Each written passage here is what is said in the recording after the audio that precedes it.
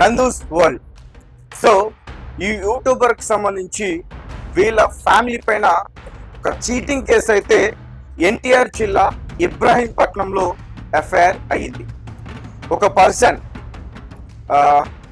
Mamillapalli శివక్రాంతి destiny కన్సల్టెన్సీకి visa గడువు పూర్తయింది. దాన్ని రీఎన్యువల్ చేయించుకోవడానికి 15 లక్షల రూపాయలు జాగర్లమూడి మధుకర్ అంటే నందూస్ ఎవరైతే ఉన్నారో నందన రమానందన అలియాస్, సో వాళ్ళ హస్బెండ్ జాగర్లమూడి మధుకర్ కి డబ్బులు ఇచ్చానంటూ కూడా చెప్తా ఉన్నారు. అలాగే జాగర్లమూడి మధుకర్ వాళ్ళ యొక్క ఫాదర్ ఆయన కూడా ఇందులో ఇన్వాల్వ్ అయి ఉన్నారంటూ కూడా చెప్తున్నారు.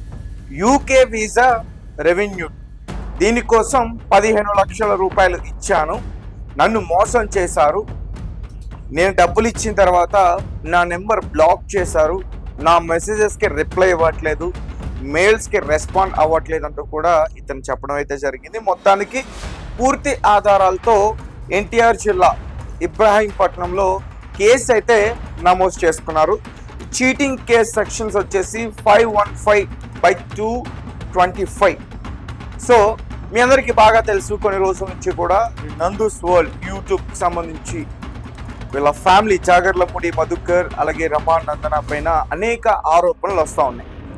మ్యాటర్ ఏంటంటే ఈ కాస్ వీసాస్ ఇప్పిస్తానని చెప్పి దగ్గరగా 40 మంది వాళ్ళందరినీ కూడా మోసం చేసింది. ఒక్కొక్కరి దగ్గర 15 నుంచి 25 లక్షల వరకు కూడా డబ్బులు తీసుకుని అందరినీ కూడా మోసం చేసినట్టు కూడా చెప్తా ఉన్నారు.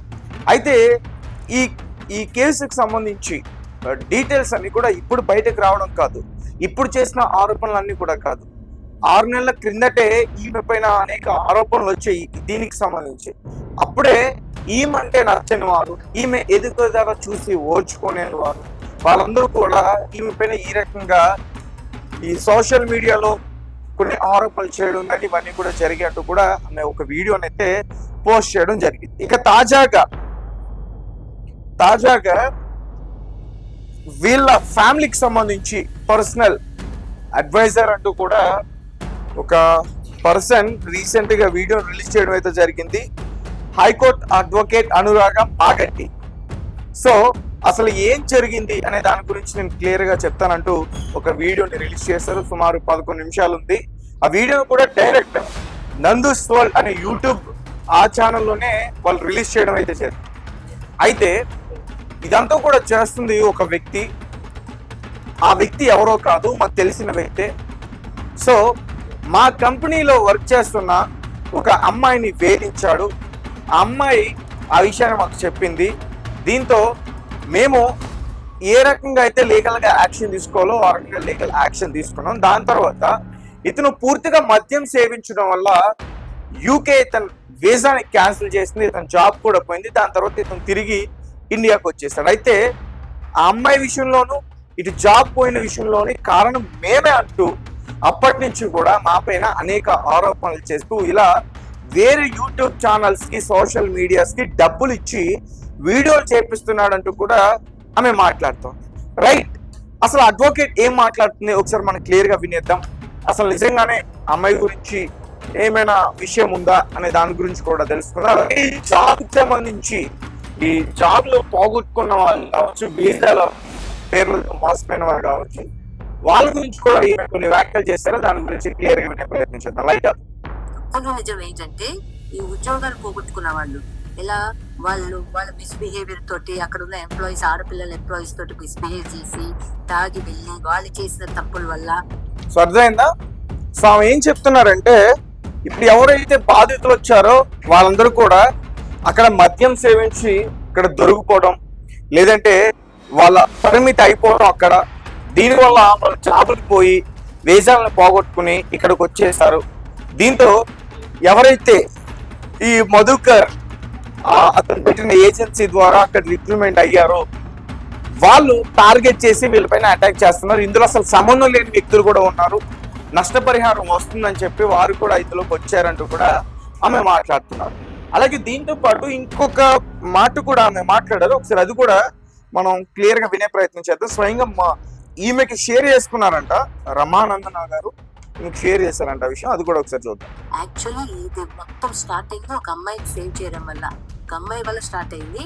ఆ అమ్మాయి ఎవరో కాదు, వీళ్ళ ఎంప్లాయీ, వీళ్ళ ఏజెన్సీలో ఉన్న అమ్మాయి. అయితే ఈ అమ్మాయి మీద ఒక అతను ఎవరో ప్రైవేట్ వీడియోలు చేసి అమ్మాయిని బ్లాక్ మెయిల్ చేస్తున్నాడు, అరెస్ట్ చేస్తుంటే ఆ అమ్మాయి వీళ్ళ దగ్గర హెల్ప్ కోసం వస్తే ఈ అమ్మాయిని సేవ్ చేశాడు. ఈమె ఈ రకంగా రీసెంట్ గా మాట్లాడడం జరిగింది.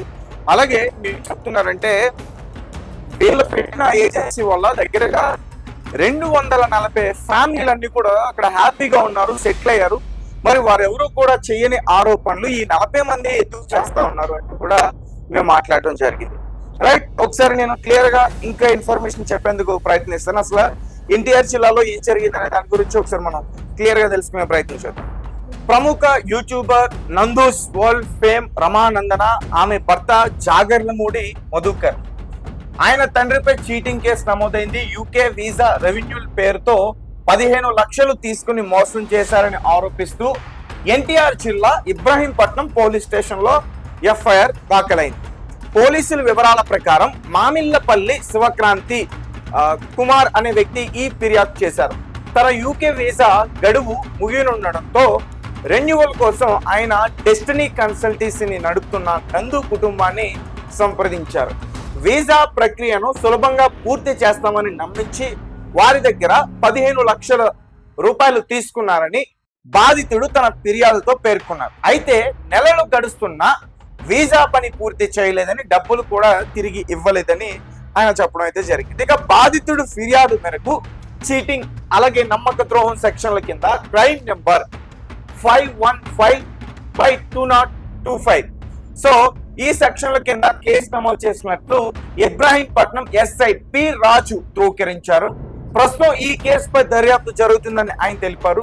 యూట్యూబ్ లో నందుకు ఉన్న పాపులారిటీని చూసి నమ్మి డబ్బులు ఇచ్చానని బాధితుడు చెబుతున్నాడు. ఈ వ్యవహారం సోషల్ మీడియాలోనే పెద్ద చర్చకు దారితీసింది. ఇదే విధంగా యూకే ఉద్యోగాలు వీసాల పేరుతో 15 లక్షల నుంచి 25 లక్షల వరకు వసూలు చేశారని మరికొందరు ఆరోపిస్తున్న వీడియోలు కూడా ఇప్పుడు వైరల్ అవుతున్నాయి. ఈ ఆరోపణలు నందు కుటుంబం ఖండిస్తున్నట్లు సమాచారం. తమపై కావాలనే దుష్ప్రచారం చేస్తున్నారని వారు అంటున్నట్లు కూడా తెలుస్తుంది. ఒకప్పటి నటి అయిన రమానందన తన కుటుంబంతో కలిసి యూట్యూబ్, ఇన్స్టాగ్రామ్ లో ఫ్యామిలీ వ్లాగ్స్ ద్వారా మంచి గుర్తింపు తెచ్చుకున్నారు. తన పాపులారిటీతో సినిమాల్లో అవకాశాలు వచ్చే తాజా ఆరోపణలతో ఈ యూట్యూబ్ జంట వివాదంలో చిక్కుకుంది. ఈ కేసుపై ఇంకా పూర్తి వివరాలు పోలీసుల దర్యాప్తులో తేలాల్సి ఉంది.